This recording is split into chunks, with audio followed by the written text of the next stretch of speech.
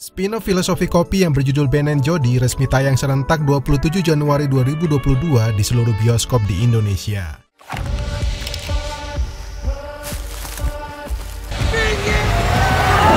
Malamnya saya diculik. Gimana temen gua? Dan lo ada di sana. Hari ini tanggal 25 Januari gue kebetulan dapat kesempatan untuk ikut screening filmnya. So, untuk turut mendukung industri film nasional yang berjuang bangkit dari hantaman pandemi dan juga kerja keras para kru serta pemain filmnya, maka review kali ini tenang aja karena bakalan non-spoiler. Meskipun demikian, seperti biasa juga, review yang gue sampaikan selalu objektif, apa adanya, dan dari dua sisi, yaitu beberapa poin yang gue suka dan juga sejumlah catatannya.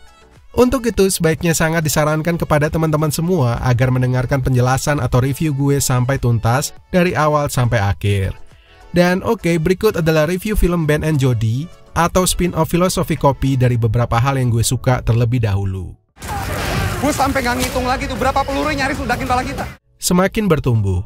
Gue tahu ini adalah spin-off dan gak ada beban untuk harus meneruskan tema besar filmnya yang banyak menyoroti persahabatan dalam bisnis kopi. Tapi harus gue akui bahwa film ini sangat memberikan perspektif yang berbeda dan bisa dibilang juga melengkapi dua film sebelumnya. Ya misalnya aja soal motif setiap karakternya mau menyelesaikan masalah atau hambatan yang sangat kuat.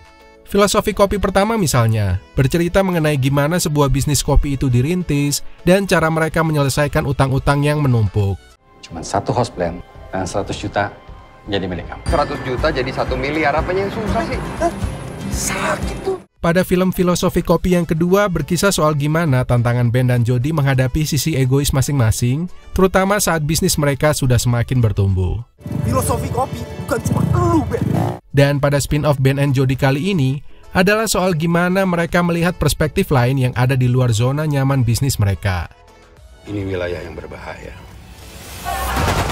Selain itu, ada juga beberapa isu-isu sosial yang dipotret cukup bagus dalam film ini, meski mungkin tidak segamblang film teka-teki tika ala Ernest kemarin, tapi setidaknya menurut gue cukup tersampaikan kok, kritik atau satirnya. Gua diculik, gua dipukulin. Bukan soal aksi laga. Di trailer, teman-teman bisa melihat sejumlah elemen aksi laga digempur total yang membuat spin-off kali ini benar-benar punya kemasan yang sangat berbeda. Kredit lebih kita harus berikan kepada seluruh pemain yang keren banget aksi laganya.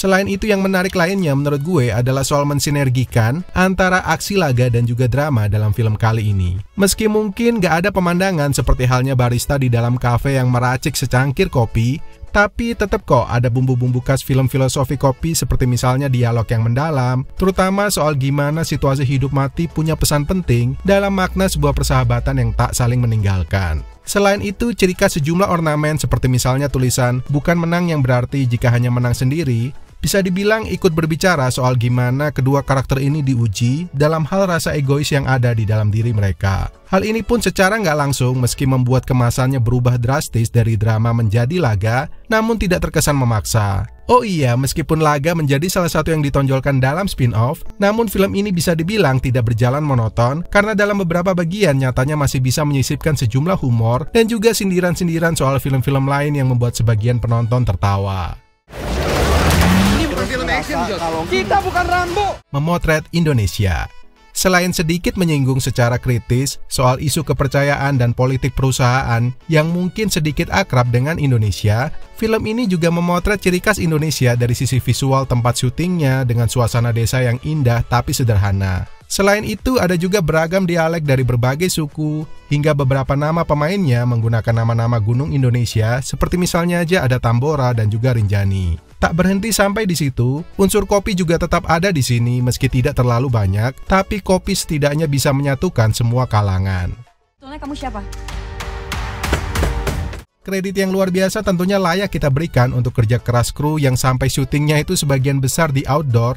Padahal mungkin aja ada hujan atau perubahan cuaca, tapi nyatanya mereka tetap mengeksekusi untuk menyuguhkan sejumlah potret Indonesia yang menurut gue keren banget. Dan oke, itu tadi sejumlah hal yang gue suka, dan berikut adalah beberapa catatannya.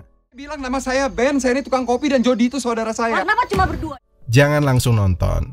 Film spin-off Ben and Jody mungkin memang cocok untuk langsung ditonton bagi sebagian orang yang pengen melihat sejumlah aksi laga. Meski demikian, kalau menurut saran gue, untuk bisa turut merasakan gimana sih arti persahabatan Ben dan juga Jody, lalu kok Jody mau-maunya berkorban demi Ben, dan kok tiba-tiba Ben ada di desa, memangnya ada masalah apa? Untuk itu sebaiknya teman-teman nonton film Filosofi Kopi 1 dan juga 2. Apalagi di dalam film ini ada juga potret sejumlah kerasnya hidup Ben yang sebenarnya sempat disinggung kok pada film-film sebelumnya. Aku yang bertugas memimpin kampung ini. Aku yang bertanggung jawab. Sedikit catatan kecil. Untuk penampilan Tambora dan Rinjani menurut gue sih udah ditampilkan senatural mungkin. Dari sisi make up di wajah misalnya, yang tidak terlalu menonjol tapi tetap menarik. Hanya saja menurut gue mungkin dari sisi kostum agak terlalu menonjol sendiri di antara penduduk desa lainnya yang tergolong sederhana. Ya di dalam film sih memang sedikit diceritakan bahwa kehidupan mereka sebelumnya bukan berarti primitif banget, karena mereka juga pernah tinggal di daerah yang cukup baik. Namun demikian kalau melihat skill memanah mereka yang luar biasa, yang dalam hal ini mungkin memanah identik juga dengan kebiasaan yang dipakai untuk berburu, maka mungkin bisa digunakan ya sedikit aksesoris tulang atau mungkin sedikit bulu hewan untuk melengkapi kemampuan atau skill memanahnya tersebut. Tapi nggak tahu deh, mungkin aja dari sisi properti filmnya mereka ada pertimbangan sendiri, atau mungkin mereka nggak mau terlalu terkesan primitif. Kemudian ada juga salah satu momen ketika Ben dan Jody menggunakan teropong, dan kalau dalam perspektif POV, kayaknya agak kurang terlalu terlihat natural jika seseorang melihat dalam kondisi mata yang berada di dalam teropong. Selain itu ada juga sedikit plot twist yang mungkin coba diberikan seperti halnya film Filosofi Kopi yang kedua, meskipun menurut gue pribadi tidak terlalu mengundang rasa kaget, terutama jika kalian dengan jeli melihat sejumlah keanehannya. Kita hampir mati, Jod. Secara keseluruhan, Ben dan Jody adalah spin-off yang di luar ekspektasi gue, bahwa cuma menonjolkan aksi laga tanpa arti yang hanya ditujukan sebagai bumbu yang menarik. Faktanya, Ben dan Jody mampu memberikan perspektif yang berbeda, di mana kedua karakter ini diuji dalam hal persahabatan dan pengorbanan, terutama dalam melewati momen-momen dramatis mereka untuk segala sesuatu yang sama sekali bukan zona nyaman. Dengan kemasan sinematografi yang cantik, aksi laga yang menegangkan, dan beberapa elemen kocak membuat film ini bisa dibilang tidak berjalan membosankan. Terima kasih buat teman-teman yang udah hadir dan mau nonton. Pakai hati, karena dibuat pakai hati, semoga nyampe ke hati. Makasih ya teman-teman. Semoga apa yang kita bikin dengan hati nyampe juga di hati kalian. Terima kasih. Well, itu tadi review film Ben dan Jody, dan kalau kalian pengen tahu review film menarik lainnya, maka jangan lupa subscribe Moviespedia sekarang juga dan nyalakan lonceng notifikasinya. Gue Adi pamit, tetap sehat serta semangat buat kalian, dan peace out.